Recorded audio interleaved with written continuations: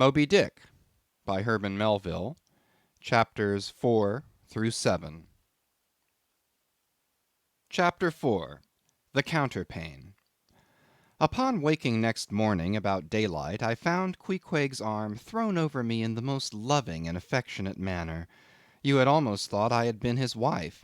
The counterpane was of patchwork, full of odd little party-colored squares and triangles, and this arm of his tattooed all over with an interminable Cretan labyrinth of a figure, no two parts of which were of one precise shade, owing, I suppose, to his keeping his arm at sea unmethodically in sun and shade, his shirt sleeves irregularly rolled up at various times. This same arm of his, I say, looked for all the world like a strip of that same patchwork quilt. Indeed, partly lying on it as the arm did when I first awoke, I could hardly tell it from the quilt, they so blended their hues together, and it was only by the sense of weight and pressure that I could tell that Queequeg was hugging me.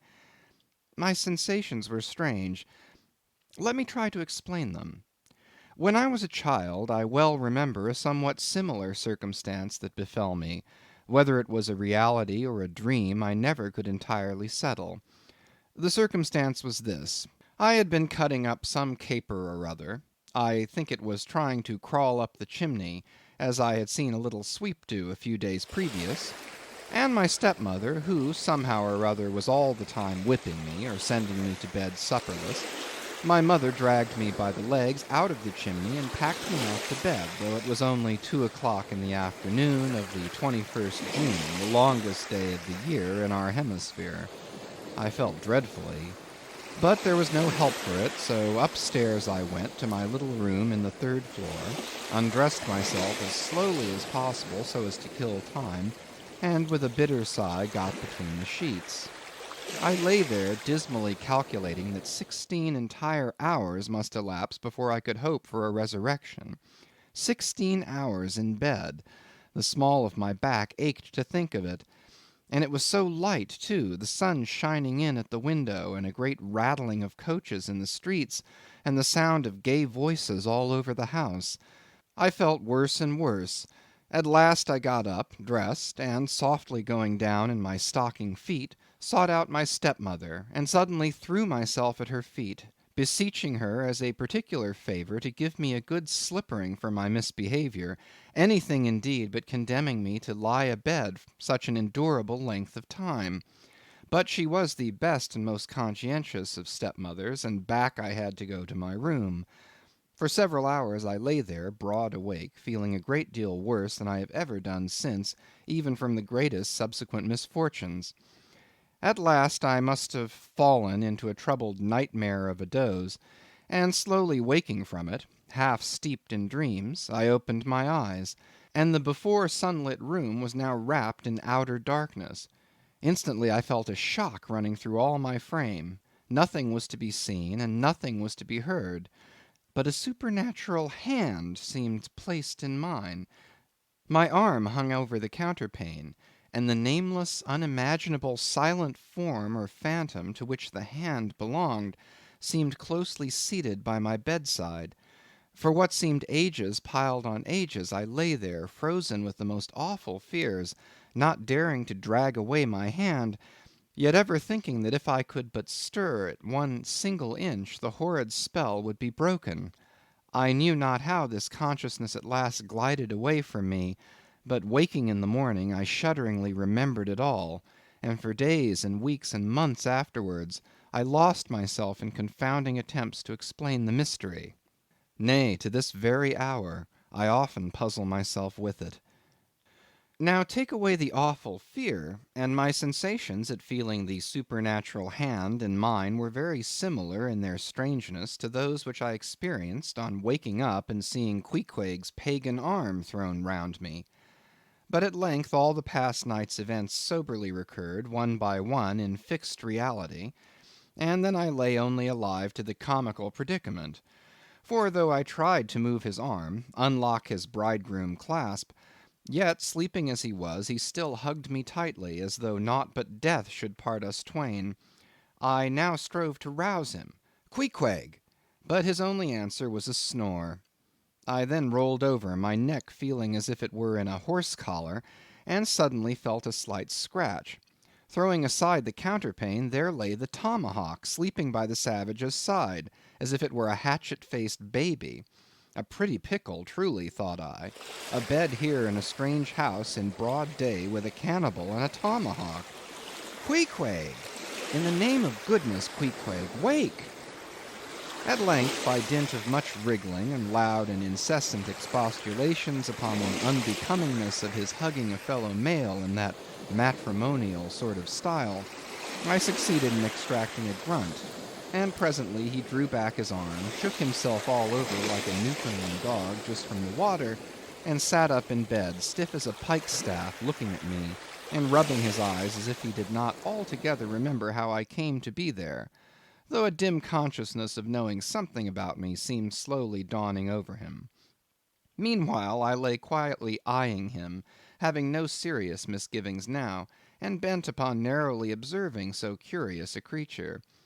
When at last his mind seemed made up touching the character of his bedfellow, and he became, as it were, reconciled to the fact, he jumped out upon the floor, and by certain signs and sounds gave me to understand that, if it pleased me, he would dress first, and then leave me to dress afterward, leaving the whole apartment to myself. Thinks I, Queequeg, under the circumstances this is a very civilized overture. But the truth is, these savages have an innate sense of delicacy, say what you will. It is marvelous how essentially polite they are. I pay this particular compliment to Queequeg because he treated me with so much civility and consideration while I was guilty of great rudeness, staring at him from the bed and watching all of his toilette motions, for the time my curiosity getting the better of my breeding. Nevertheless, a man like Queequeg you don't see every day. He and his ways were well worth unusual regarding. He commenced dressing at top by donning his beaver hat, a very tall one, by the by, and then, still minus his trousers, he hunted up his boots. What under the heavens he did it for, I cannot tell, but his next movement was to crush himself, boots in hand and hat on, under the bed, when, from sundry violent gaspings and strainings, I inferred he was hard at work booting himself, though by no law of propriety that I ever heard of is any man required to be private when putting on his boots. But Queequeg, do you see, was a creature in the transition stage, neither caterpillar nor butterfly. He was just enough civilized to show off his outlandishness in the strangest possible manners. His education was not yet completed. He was an undergraduate. If he had not been a small degree civilized, he probably would not have troubled himself with boots at all. But then, if he had not been still a savage, he never would have dreamt of getting under the bed to put them on. At last he emerged with his hat very much dented and crushed down over his eyes, and began creaking and limping about the room, as if, not being much accustomed to boots, his pair of damp, wrinkled, cowhide ones, probably not made to order either, rather pinched and tormented him at the first go off of a bitter cold morning. Seeing now that there were no curtains to the window, and that the street being very narrow, the house opposite commanded a plain view into the room, and observing more and more the indecorous figure that Queequeg made, staving about with little else but his hat and boots on, I begged him as well as I could to accelerate his toilet somewhat, and particularly to get into his pantaloons as soon as possible. He complied, and then proceeded to wash himself. At that time in the morning any Christian would have washed his face, but Queequeg, to my amazement, contented himself with restricting his ablutions to his chest, arms, and hands. He then donned his waistcoat, and taking up a piece of hard soap on the washstand centre table, dipped it into water and commenced lathering his face. I was washing to see where he kept his razor, and lo and behold he takes the harpoon from the bed corner, slips out the long wooden stock, unsheaths the head, wets it a little on his boot, and striding up to the bit of mirror against the wall, begins a vigorous scraping, or rather harpooning, of his cheeks. Thinks I, Queequeg, this is using Roger's best cutlery with a vengeance. Afterwards I wondered less at this operation when I came to know of what fine steel the head of a harpoon is made, and how exceedingly sharp the long straight edges are always kept. The rest of his toilet was soon achieved, and he proudly marched out of the room, wrapped up in his great pilot monkey jacket and sporting his harpoon like a marshal's baton. Chapter 5. Breakfast. I quickly followed suit, and descending into the bar room accosted the grinning landlord very pleasantly. I cherished no malice toward him, though he had been skylarking with me not a little in the matter of my bedfellow. However, a good laugh is a mighty good thing, and rather too scarce a good thing, the more's the pity. So if any one man in his own proper person affords stuff for a good joke to anybody, let him not be backward, but let him cheerfully allow himself to spend and be spent in that way. And the man that has anything bountifully laughable about him, be sure there is more in that man than you perhaps think for. The bar-room was now full of the boarders who had been dropping in the night previous, and whom I had not as yet had a good look at. They were nearly all whalemen, chief mates, and second mates, and third mates, and sea carpenters, and sea coopers, and sea blacksmiths, and harpooneers, and shipkeepers. A brown and brawny company with bosky beards, an unshorn shaggy set, all wearing monkey jackets for morning gowns. You could pretty plainly tell how long each one had been ashore. This young fellow's healthy cheek is like a sun-toasted pear in hue, and would seem to smell almost as musky. He can not have been 3 days landed from his Indian voyage. That man next him looks a few shades lighter. You might say a touch of satin wood is in him. In the complexion of a third still lingers a tropic tawn, but slightly bleached withal. He, doubtless, has tarried whole weeks ashore. But who could show a cheek like Queequeg, which, barred with various tints, seemed, like the Andes' western slope, to show forth in one array contrasting climates, zone by zone. "Grub, ho!" now cried the landlord, flinging open a door, and in we went to breakfast. They say that men who have seen the world thereby become quite at ease in manner, quite self-possessed in company. Not always, though. Ledyard, the great New England traveller, and Mungo Park, the Scotch one, of all men they possess the least assurance in the parlour.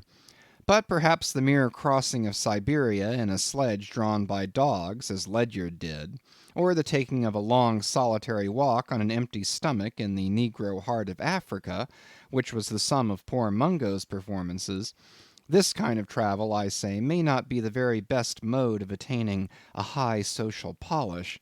Still, for the most part, that sort of thing is to be had anywhere. These reflections just here are occasioned by the circumstance that after we were all seated at the table, and I was preparing to hear some good stories about whaling, to my no small surprise, nearly every man maintained a profound silence. And not only that, but they looked embarrassed. Yes, here were a set of sea dogs, many of whom, without the slightest bashfulness, had boarded great whales on the high seas, entire strangers to them, and duelled them dead without winking, and yet here they sat at a social breakfast table, all of the same calling, all of kindred tastes, looking round as sheepishly at each other as though they had never been out of sight of some sheepfold among the Green Mountains. A curious sight, these bashful bears, these timid warrior whalemen. But as for Queequeg, why Queequeg sat there among them, at the head of the table too, it so chanced, as cool as an icicle. To be sure, I cannot say much for his breeding. His greatest admirer could not have cordially justified his bringing his harpoon into breakfast with him, and using it there without ceremony, reaching over the table with it to the imminent jeopardy of many heads, and grappling the beefsteaks toward him. But that was certainly very coolly done by him, and every one knows that in most people's estimation, to do anything coolly is to do it genteelly. We will not speak of all Queequeg's peculiarities here, how he eschewed coffee and hot rolls, and applied his undivided attention to beefsteaks done rare. Enough that when breakfast was over he withdrew like the rest into the public room, lighted his tomahawk pipe, and was sitting there quietly digesting and smoking with his inseparable hat on, when I sallied out for a stroll. Chapter 6. The Street. If I had been astonished at first catching a glimpse of so outlandish an individual as Queequeg circulating among the polite society of a civilized town, that astonishment soon departed upon taking my first daylight stroll through the streets of New Bedford. In thoroughfares nigh the docks, any considerable seaport will frequently offer to view the queerest looking nondescripts from foreign parts. Even in Broadway and Chestnut streets, Mediterranean mariners will sometimes jostle the affrighted ladies. Regent Street is not unknown to Lascars and Malays, and at Bombay, in the Apollo Green, live Yankees have often scared the natives. But New Bedford beats all Water Street and Wapping. In these last mentioned haunts you see only sailors, but in New Bedford actual cannibals stand chatting at street corners, savages outright, many of whom yet carry on their bones unholy flesh. It makes a stranger stare. But besides the Fijians, Tonga-Tabouars, Arromangoans, Panangians, and Brigians, and besides the wild specimens of the whaling craft which unheeded reel about the streets, you will see other sights still more curious, certainly more comical. There weekly arrive in this town scores of green Vermonters and New Hampshiremen, all athirst for gain and glory in the fishery. They are mostly young, of stalwart frames, fellows who have felled forests and now seek to drop the axe and snatch the whale lance. Many are as green as the green mountains whence they came. In some things you would think them but a few hours old. Look there, that chap strutting round the corner. He wears a beaver hat and swallow-tailed coat, girdled with a sailor belt and sheath knife. Here comes another with a southwester and a bombazine cloak. No town-bred dandy will compare with a country-bred one. I mean a downright bumpkin dandy. A fellow that, in the dog days, will mow his 2 acres in buckskin gloves for fear of tanning his hands. Now, when a country dandy like this takes it into his head to make a distinguished reputation and joins the great whale fishery, you should see the comical things he does upon reaching the seaport. In bespeaking his sea outfit, he orders bell-buttons to his waistcoats, straps to his canvas trousers. Ah, poor hayseed, how bitterly will burst those straps in the first howling gale, when thou art driven, straps, button, and all, down the throat of the tempest. But think not that this famous town has only harpooneers, cannibals, and bumpkins to show her visitors. Not at all. Still New Bedford is a queer place. Had it not been for us whalemen, that tract of land would this day perhaps have been in as howling condition as the coast of Labrador. As it is, parts of her back country are enough to frighten one, they look so bony. The town itself is perhaps the dearest place to live in all New England. It is a land of oil, true enough, but not like Canaan, a land also of corn and wine. The streets do not run with milk, nor in the springtime do they pave them with fresh eggs. Yet in spite of this, nowhere in all America will you find more patrician-like houses, parks and gardens more opulent, than in New Bedford. Whence came they? How planted upon this once scraggy scoria of a country? Go and gaze upon the iron emblematical harpoons round yonder lofty mansion, and your question will be answered. Yes, all these brave houses and flowery gardens came from the Atlantic, Pacific, and Indian Ocean. One and all they were harpooned and dragged up hither from the bottom of the sea. Can Herr Alexander perform a feat like that? In New Bedford, fathers, they say, give whales for dowers to their daughters, and portion off their nieces with a few porpoises apiece. You must go to New Bedford to see a brilliant wedding, for they say they have reservoirs of oil in every house, and every night recklessly burn their lengths in spermaceti candles. In summer-time the town is sweet to see, full of fine maples, long avenues of green and gold. And in August, high in air, the beautiful and bountiful horse-chestnuts, candelabra-wise, proffer the passer-by their tapering upright cones of congregated blossoms. So omnipotent is art, which in many a district of New Bedford has superinduced bright terraces of flowers upon the barren refuse rocks thrown aside at creation's final day. And the women of New Bedford, they bloom like their own red roses. But roses only bloom in summer, whereas the fine carnation of their cheeks is perennial as sunlight in the seventh heavens. Elsewhere match that bloom of theirs ye cannot, save in Salem, where, they tell me, the young girls breathe such musk, their sailor sweethearts smell them miles off shore, as though they were drawing nigh the odorous Moluccas instead of the puritanic sands. Chapter 7. The Chapel. In this same New Bedford there stands a whaleman's chapel, and few are the moody fishermen shortly bound for the Indian Ocean or Pacific who fail to make a Sunday visit to the spot. I am sure that I did not. Returning from my first morning's stroll, I again sallied out upon this special errand. The sky had changed from clear, sunny cold to driving sleet and mist. Wrapping myself in my shaggy jacket of the cloth called bearskin, I fought my way against the stubborn storm. Entering, I found a small scattered congregation of sailors and sailors' wives and widows. A muffled silence reigned, only broken at times by the shrieks of the storm. Each silent worshipper seemed purposely sitting apart from the other, as if each silent grief were insular and incommunicable. The chaplain had not yet arrived, and there these silent islands of men and women sat steadfastly eyeing several marble tablets with black borders masoned into the walls on either side of the pulpit. 3 of them ran something like the following, but I do not pretend to quote. Sacred to the memory of John Talbot, who at the age of 18 was lost overboard near the Isle of Desolation off Patagonia, November 1st, 1836. This tablet is erected to his memory by his sister. Sacred to the memory of Robert Long, Willis Ellery, Nathan Coleman, Walter Canny, Seth Macy, and Samuel Gleig, forming one of the boat's crews of the ship Eliza, who were towed out of sight by a whale on the offshore ground in the Pacific, December 31st, 1839. This marble is here placed by their surviving shipmates. Sacred to the memory of the late Captain Ezekiel Hardy, who, in the bows of his boat, was killed by a sperm whale on the coast of Japan, August 3rd, 1833. This tablet is erected to his memory by his widow.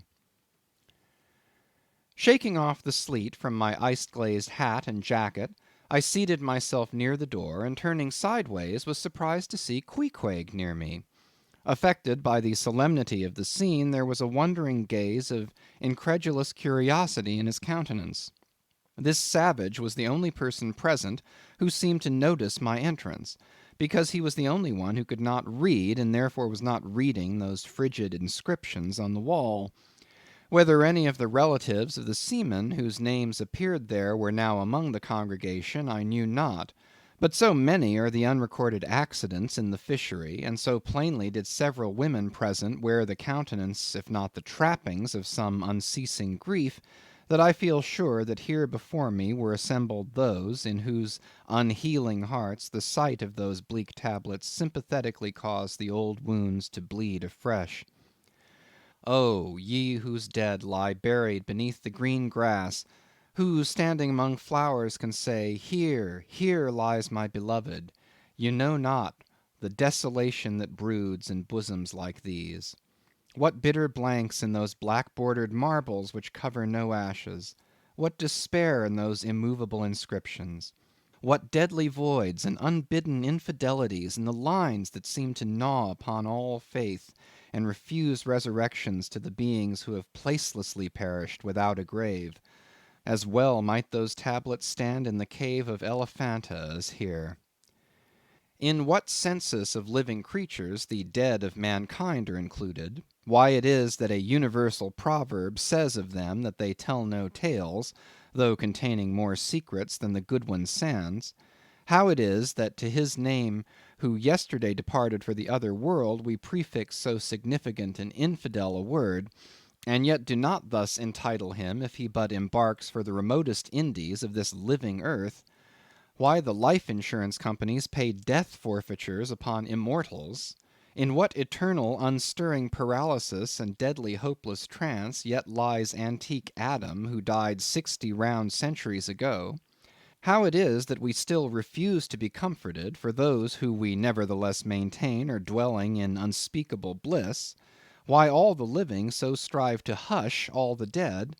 Wherefore but the rumor of a knocking in a tomb will terrify a whole city?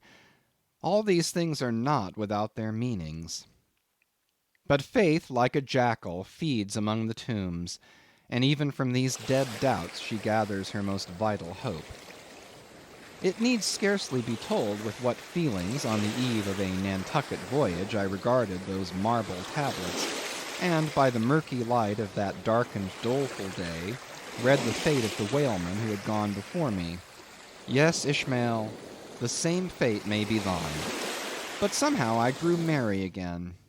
Delightful inducements to embark. Fine chance for promotion, it seems. Aye, a stove boat will make me an immortal by brevet. Yes, there is death in this business of whaling, a speechlessly quick, chaotic bundling of a man into eternity. But what then? Methinks we have hugely mistaken this matter of life and death. Methinks that what they call my shadow here on earth is my true substance. Methinks that in looking at things spiritual we are too much like oysters, observing the sun through the water, and thinking that thick water the thinnest of air. Methinks my body is but the lees of my better being. In fact, take my body who will. Take it, I say. It is not me. And therefore, 3 cheers for Nantucket, and come a stove boat and stove body when they will, for stave my soul, Jove himself cannot. End of chapters 4 through 7.